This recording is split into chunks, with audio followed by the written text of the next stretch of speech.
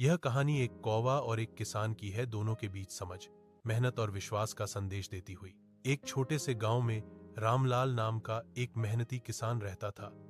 उसके पास ज्यादा जमीन नहीं थी, लेकिन वह अपनी थोड़ी सी खेती को दिल से संभालता था।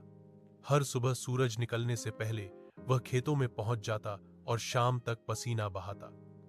उसके खेत के पास ही एक पुराना बरगद का पेड़ था, जिस पर एक काला कौवा रहता था। वह कौवा बहुत चालाक और समझदार था।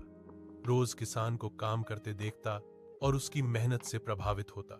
एक साल बारिश कम हुई, फसल सूखने लगी और रामलाल बहुत परेशान रहने लगा। एक दिन वह थककर खेत के किनारे बैठ गया और बोला, हे भगवान, इतनी मेहनत के बाद भी अगर फसल न बचे तो मैं क्या करूंगा। यह सब कौवा ऊपर से सुन रहा था। उसे किसान पर दया आ गई। अगले दिन कौवे ने देखा कि किसान के खेत में चूहे और कीड़े फसल को नुकसान पहुंचा रहे हैं। कौवा तुरंत उड़कर गांव के दूसरे कौवों को बुला लाया।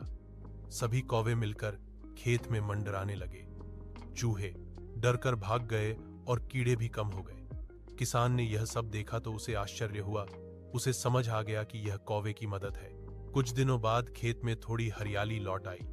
किसान खुश हुआ और उसने कौवे के लिए रोज पानी और अनाज रखने का निश्चय किया। वह बरगद के नीचे एक छोटा सा मिट्टी का पात्र रख देता, जिसमें पानी और दाने होते। कौवा भी अब किसान का सच्चा मित्र बन गया। जब भी कोई जानवर खेत में घुसने की कोशिश करता, कौवा तेज आवाज में काऊ काऊ करके किसान को सचेत कर देता। समय बीतने के साथ फसल अच्छी हो गई। किसान की मेहनत रंग लाई और कौवे की समझदारी ने उसका साथ दिया। रामलाल ने मन ही मन सोचा कि इंसान और प्रकृति अगर एक दूसरे की मदद